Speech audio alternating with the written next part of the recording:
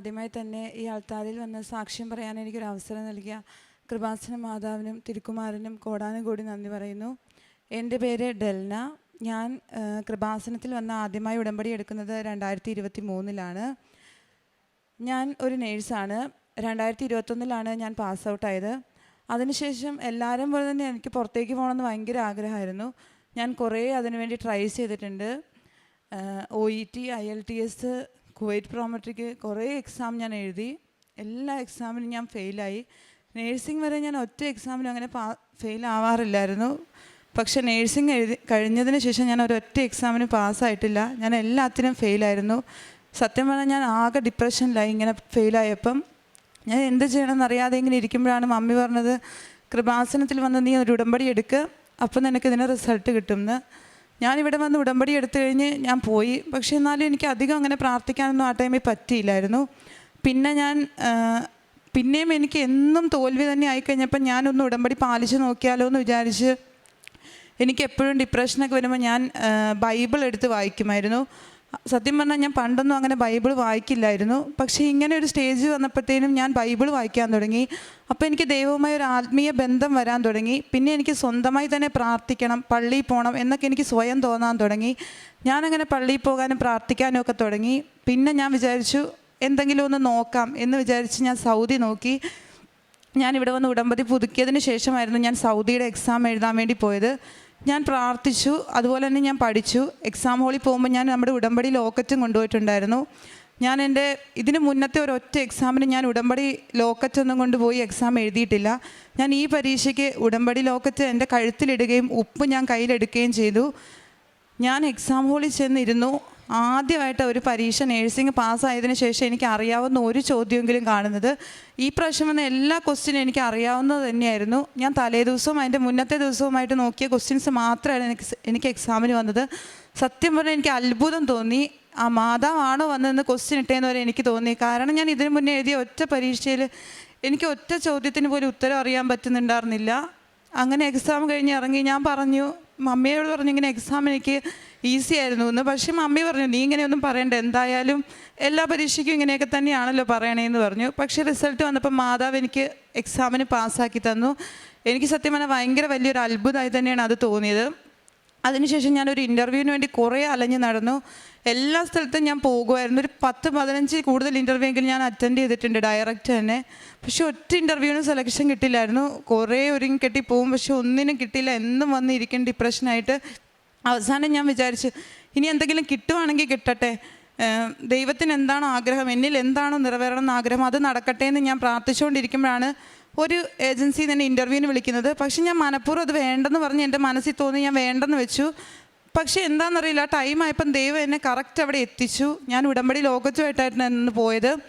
ഒറ്റ ഇൻ്റർവ്യൂവിന് സത്യമായിട്ട് എനിക്ക് ഒറ്റ ഉത്തരം പോലും അറിയാൻ പറ്റൂലായിരിക്കും. പക്ഷേ എനിക്ക് എന്നാൽ എല്ലാം അറിയുകയൊക്കെ ചെയ്യായിരിക്കും. പക്ഷേ എനിക്ക് ഇൻ്റർവ്യൂവിന് അത് പറയാൻ പറ്റൂലായിരിക്കും.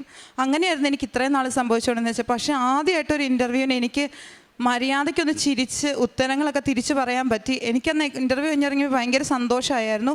പക്ഷേ ജാനുവരി 18 ആകുമ്പോഴത്തേന് ഇൻ്റർവ്യൂവിൻ്റെ റിസൾട്ട് വരുവുള്ളെന്നായിരുന്നു അവർ പറഞ്ഞത്. 18-ാം തീയതിയായി റിസൾട്ട് വന്നു. അവരെന്നോട് പറഞ്ഞു ഡെൽന സെലക്റ്റഡ് അല്ലട്ടോ എന്ന് പറഞ്ഞു. അപ്പം ഞാൻ ഓർക്കുമോ ദൈവത്തിൻ്റെ ഹിതം എന്താണോ നടക്കട്ടെ എന്ന് വിചാരിച്ച് ഞാനത് വിട്ട് ഡ്യൂട്ടിക്ക് നടന്നു. പക്ഷേ അവരെന്നെ പിറ്റേ ദിവസം വിളിച്ചിട്ട് പറഞ്ഞു ഡെൽനയുടെ ഫയൽ അവർ അവിടെ നിന്ന് വീണ്ടും എടുപ്പിച്ചിട്ടുണ്ട്, ഡെൽന വേറെ ഒരു ഏജൻസിയിലും പോവരുത് എന്ന് പറഞ്ഞു. അത് കഴിഞ്ഞ് കുറച്ച് സമയം കഴിഞ്ഞപ്പോൾ അവരെന്നോട് പറഞ്ഞു ഡെൽന സെലക്റ്റഡ് ആണെന്ന്. സത്യം പറഞ്ഞാൽ എനിക്ക് അന്നേരം ഒരുപാട് സന്തോഷം തോന്നി. ഞാൻ ദൈവത്തിന് ഒരുപാട് നന്ദി പറഞ്ഞു. പിന്നെയാണ് അടുത്തത് മെഡിക്കൽ. എനിക്ക് മെഡിക്കൽ എപ്പോൾ എടുത്താലും ഹെപ്പറ്റൈറ്റിസ് സിയുടെ എൻസൈം വേരിയേഷൻ എന്ന് പറഞ്ഞിട്ട് ഒരു 4 പ്രാവശ്യമെങ്കിലും എൻ്റെ ബ്ലഡ് എടുത്താൽ മാത്രമേ എനിക്ക് എന്നും ഫിറ്റ് കിട്ടാറുള്ളൂ. അപ്പോൾ എനിക്കത് ഓൾറെഡി അറിയാവുന്നതുകൊണ്ട് തന്നെ എനിക്ക് എവിടെയെങ്കിലും മെഡിക്കലിന് പോകാൻ പേടിയാണ്. അപ്പോൾ ഇത് പെട്ടെന്ന് ചെയ്യണ പ്രോസസ്സിങ് ആയതുകൊണ്ട് ഒരാൾ ആദ്യത്തെ അറ്റംപ്റ്റ് കിട്ടിയില്ലെന്ന് പറയുമ്പോൾ തന്നെ അവർ അടുത്ത ആളെ എടുക്കും, അത്രേ ചെയ്യുള്ളൂ. അപ്പോൾ എനിക്ക് നല്ല ടെൻഷനായിരുന്നു ഉള്ളിൻ്റെ ഉള്ളിൽ. ഞാൻ കുറേ പ്രാർത്ഥിച്ചു, കാരണം ഞാൻ കുറേ അലഞ്ഞ് കിട്ടിയതാണല്ലോ എനിക്കിത്. എന്നിട്ട് ഞാൻ മെഡിക്കലിന് പോയിരിക്കുമ്പോൾ ഞാൻ കൃപാസനത്തിൽ ഉപ്പ് കഴിച്ച് തൈലം എൻ്റെ എടുക്കാൻ പോണ വെയിനിൽ ഞാൻ തേച്ച് ഞാൻ കുറേ പ്രാർത്ഥിച്ചില്ല. കാശുരൂപം ഞാൻ ആ കയ്യിൽ മുറുകെ പിടിച്ച് ഞാൻ ബ്ലഡ് എടുക്കാൻ പോയിരുന്നു. എനിക്ക് നല്ല ടെൻഷനായിരുന്നു. ബ്ലഡ് എടുത്തു. എല്ലാവരോടും വീട്ടിൽ പോയിക്കോളാൻ പറഞ്ഞു. ബ്ലഡ് എടുത്തിട്ട് വൈകുന്നേരം റിസൾട്ട് വരുവുള്ളൂ എന്ന് പറഞ്ഞു. പക്ഷേ എനിക്ക് നല്ല ടെൻഷനായിരുന്നു, കാരണം എപ്പോഴും എന്നെ അവർ തിരിച്ചു വിളിപ്പിക്കാറുണ്ട് രണ്ടാമത് ബ്ലഡ് എടുക്കാൻ. ഞാനതുകൊണ്ട് തന്നെ അവിടെ തന്നെ ഇരുന്നു. പക്ഷേ ഉച്ചയായിട്ട് വിളിയൊന്നും വന്നില്ല എൻ്റെ പേര്. അപ്പം ഞാൻ പോയി ചോദിച്ചു, ഇനി എനിക്ക് ബ്ലഡ് വല്ലതും എടുക്കണം, അവർ വിളിക്കാൻ മറന്നാണോ എന്ന് ഓർത്തിട്ട് ചോദിച്ചപ്പോൾ അവർ പറഞ്ഞു വേണ്ടെന്ന്. എനിക്കിത് സംശയം തോന്നി. എന്നിട്ട് ഞാൻ രണ്ടും കൽപ്പിച്ച് അന്നൊരു ചൊവ്വാഴ്ചയായിരുന്നു.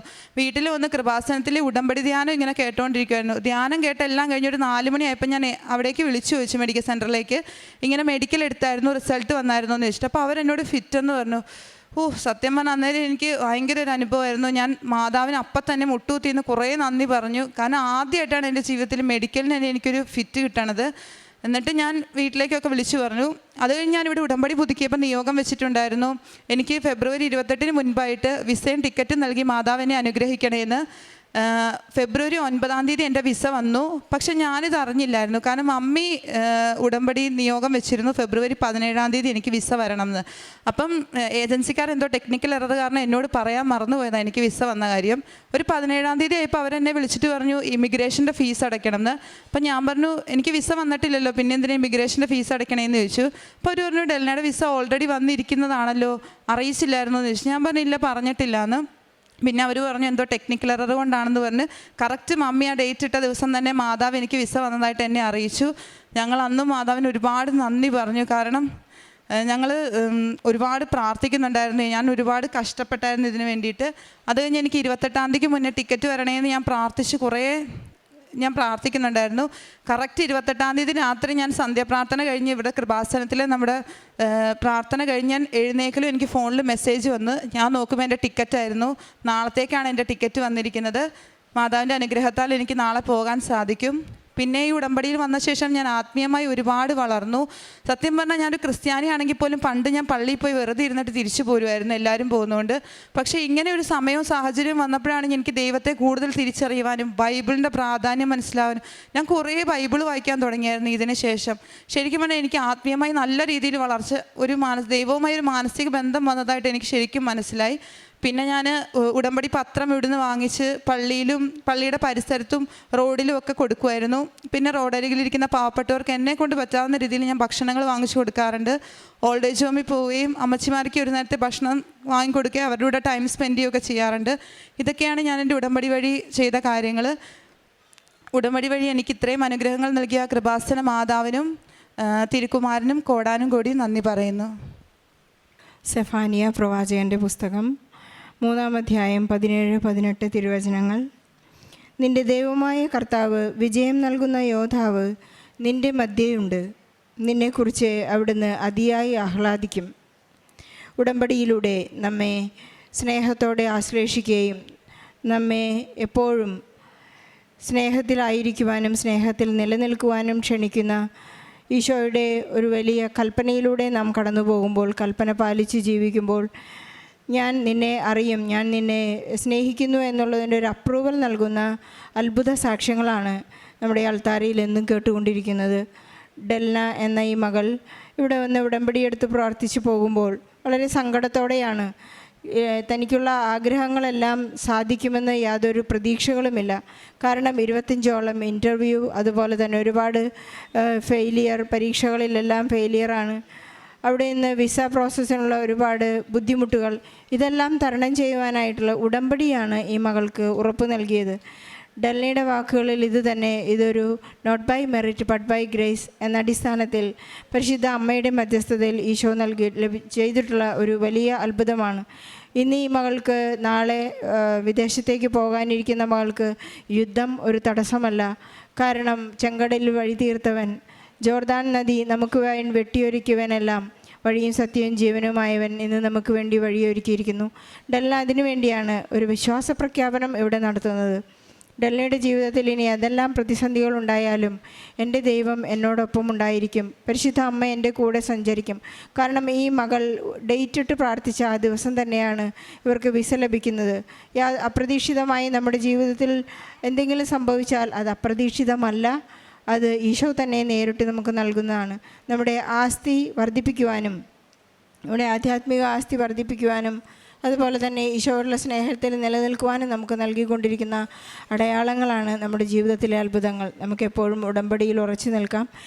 അതുപോലെ തന്നെ വിസ പ്രോസസ്സിങ് എക്സാം എല്ലാം ഫെയിലിയറായിക്കൊണ്ടിരിക്കുന്ന, വളരെ ഡിപ്രഷനിലേക്ക് പോകുന്ന എല്ലാ മക്കളുടെയും നിയോഗങ്ങളെ ഈ സാക്ഷ്യത്തോട് നമുക്ക് ചേർത്ത് വെച്ച് ഈശോയ്ക്കും പരിശുദ്ധ അമ്മയ്ക്കും നല്ല ഒരു കയ്യടി നൽകിയിട്ട് ഡെൽനയുടെ സാക്ഷ്യം നമുക്ക് സമർപ്പിക്കാം. അത്യപൂർവ ദൈവാനുഭവങ്ങൾ ഇനി നിങ്ങൾക്കും സ്വന്തം. ഈ യൂട്യൂബ് ചാനൽ ഇതുവരെ സബ്സ്ക്രൈബ് ചെയ്തിട്ടില്ലെങ്കിൽ ഇപ്പോൾ തന്നെ സബ്സ്ക്രൈബ് ചെയ്യുക. ഈ വീഡിയോ ഇപ്പോൾ തന്നെ നിങ്ങളുടെ സുഹൃത്തുക്കൾക്ക് ഷെയർ ചെയ്തുകൊണ്ട് കർത്താവിൻ്റെ പ്രേക്ഷിതരാകുക.